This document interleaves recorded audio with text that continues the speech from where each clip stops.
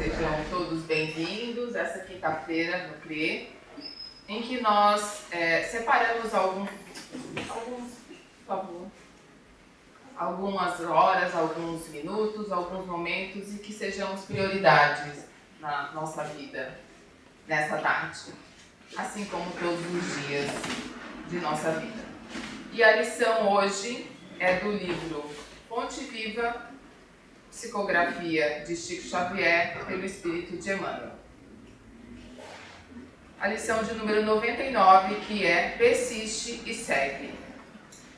Portanto, tornai a levantar as mãos cansadas e os joelhos desconjuntados. Paulo, Hebreus capítulo 12, versículo 12. Essa é uma epístola, uma carta de Paulo que ele estava enviando aos hebreus. Lembrando que Paulo, antes era Saulo, que também era um hebreu, um judeu, muito importante da época do Sinédrio, ele era um rabino, e ele, após a sua conversão, ele passou a se chamar Paulo. E essa carta foi escrita mais ou menos 60 anos depois de Jesus, e era um estímulo para que os hebreus convertidos, assim como Paulo, mantivessem a fé, a esperança e não voltassem às antigas práticas, porque Jesus não veio para mudar a lei de Moisés, ele veio para simplificar. E Paulo, este foi o trabalho dele, foi mostrar o quão simples eram as leis de Jesus, as leis não, o que Jesus veio nos ajudar, né, a nos entendermos, a nos conhecermos e para que nossa vida fique mais tranquila, mais no nosso dia a dia, que sejamos a nossa prioridade, como eu falei agora no começo. Então, o Persiste e segue. Muitos de nós estamos passando por dores e dificuldades nesse momento. Cada um de nós, com a nossa história, com a nossa rotina, a nossa dinâmica da vida. E achamos que somos injustiçados. Esquecemos e reclamamos exaustivamente. E achamos que somos uma ponta fora da curva, um ponto fora da curva. E, na verdade, o momento que estamos passando é o que serve, é o necessário para o nosso crescimento espiritual. O importante é falar o seguinte, que reclamar está muito na moda, né? Todo mundo reclama o tempo inteiro. E reclamar é clamar ao universo 2 vezes. Então, quanto mais você reclama, mais difícil vai ficando, mais pesado. Então, essas tribulações são necessárias para o nosso impulso evolutivo. E se nós analisarmos, toda vez que temos um problema, toda vez que temos uma dificuldade, nós saímos melhores. Afinal de contas, todos nós aqui já sobrevivemos aos nossos piores dias. Senão não estaríamos aqui. Então, saímos melhores. E a vida é para a nossa evolução, para o nosso crescimento. E esse nosso momento de problema é para nos conectarmos conosco mesmo, é para o nosso autoconhecimento, é para nos avaliarmos. Os momentos difíceis, eles são desafiadores para nós termos um impulso evolutivo.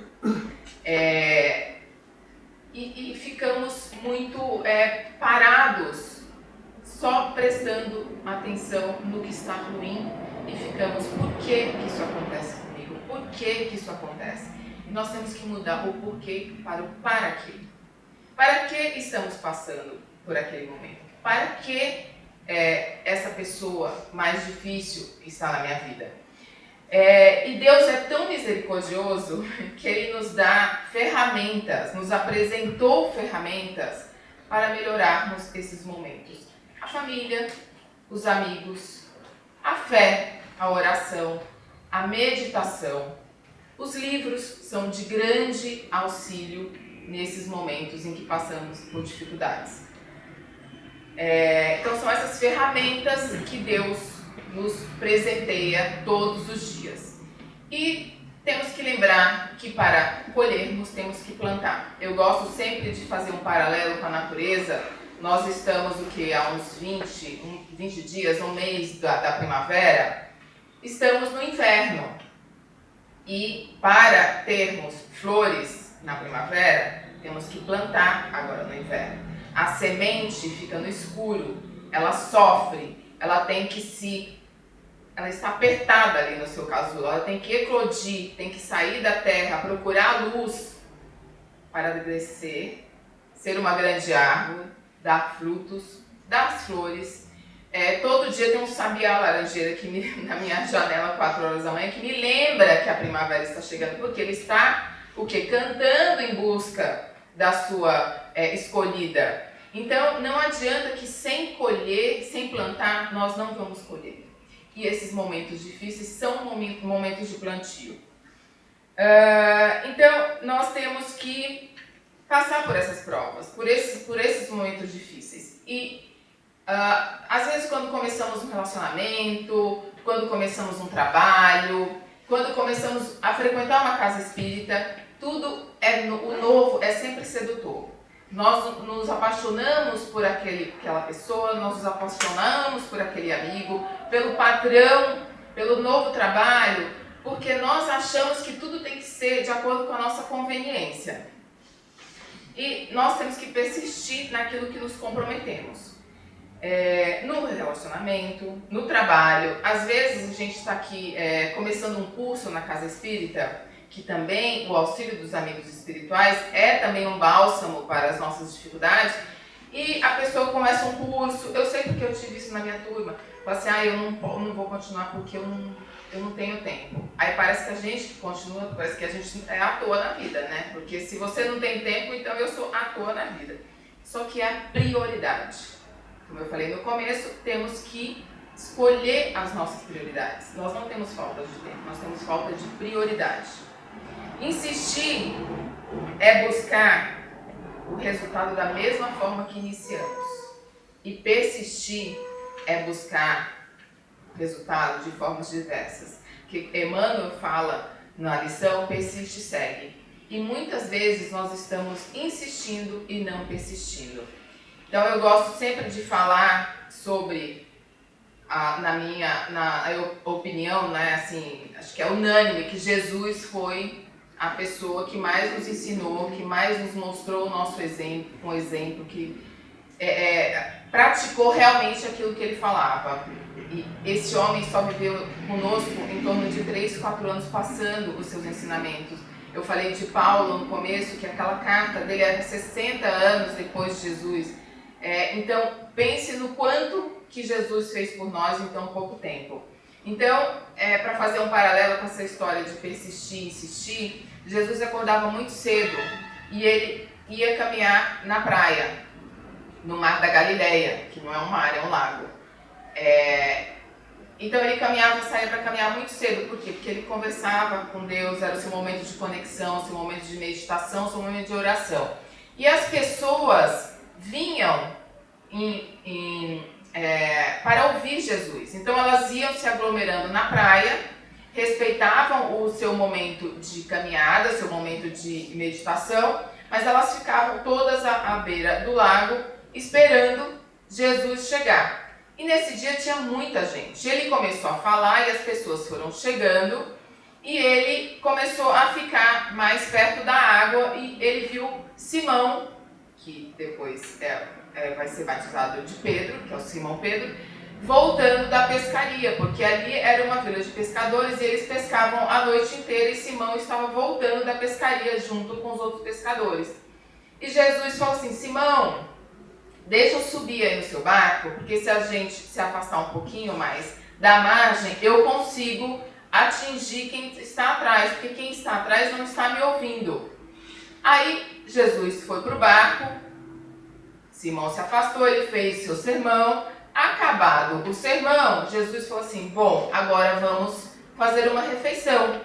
Onde está o peixe? Simão falou, olha, mestre, nós pescamos, eu e meus irmãos, porque tinham outros pescadores, pescamos a noite inteira e não pegamos nenhum peixe. Nós não tivemos sorte. Jesus falou assim, que lado do barco que você jogou a rede? Falou, desse lado. Jesus falou, joga desse lado. Simão falou, mas não tem peixe. Joga desse lado. E Simão jogou a rede desse lado e os peixes brotaram.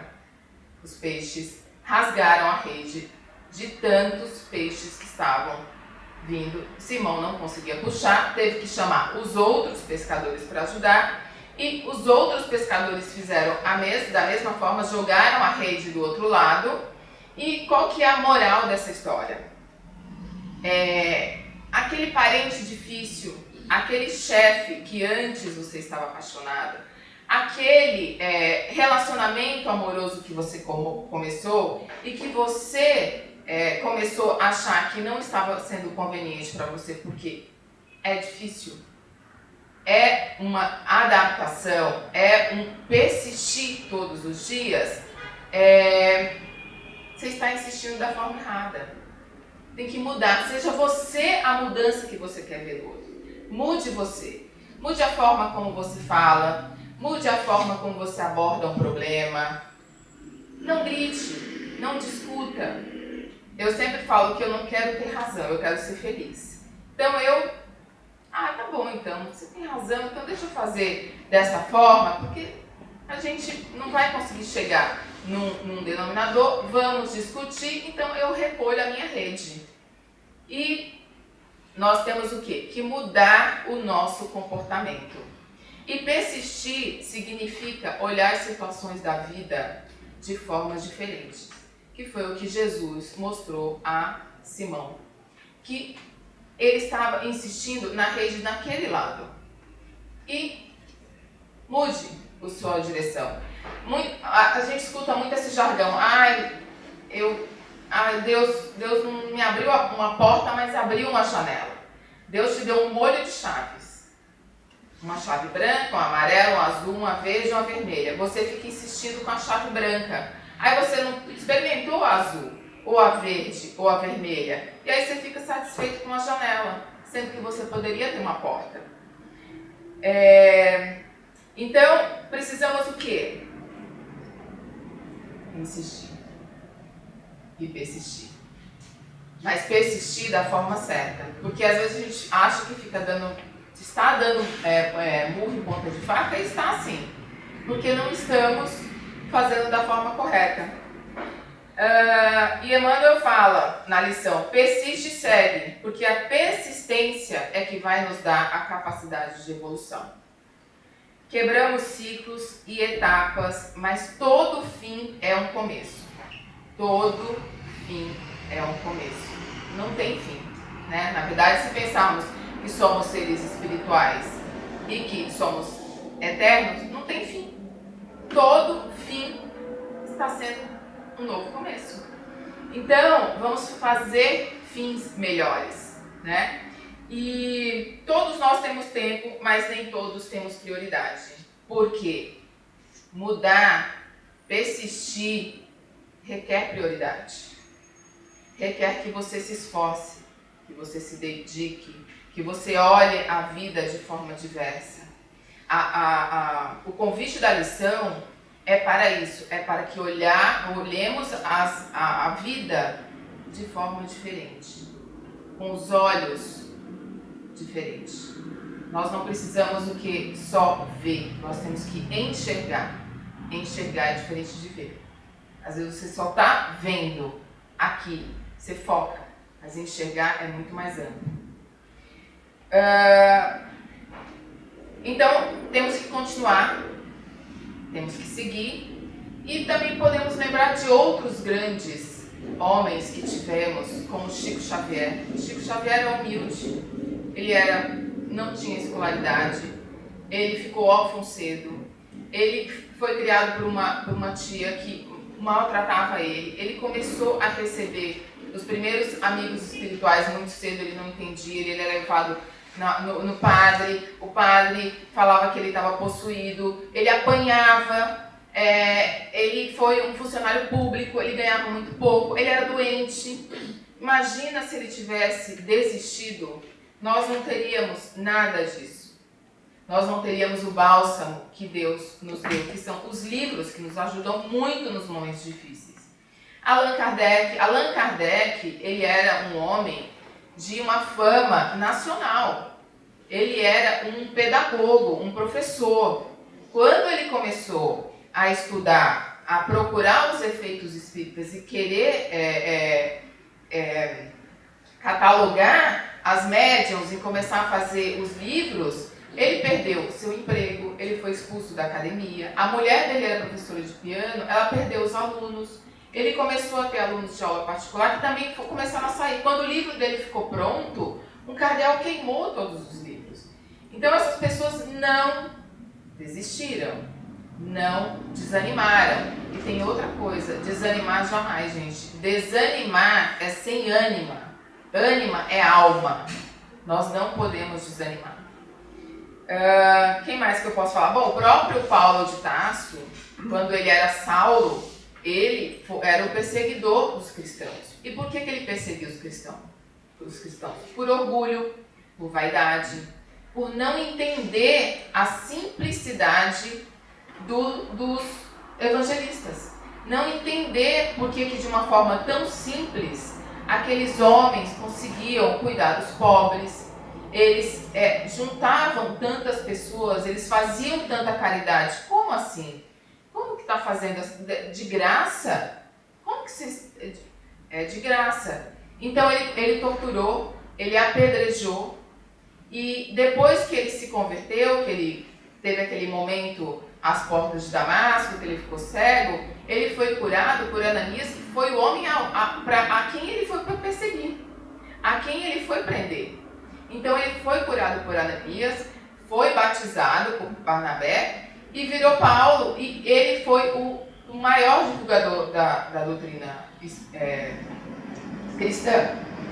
Então nós temos que ver que ele passou, depois que ele se converteu, tudo aquilo que ele infligiu aos cristãos. Ele foi apedrejado, ele foi preso, ele sofreu 4 naufrágios. Aquela coisa de que a gente tem que tomar muito cuidado com o que a gente faz também, porque tudo volta.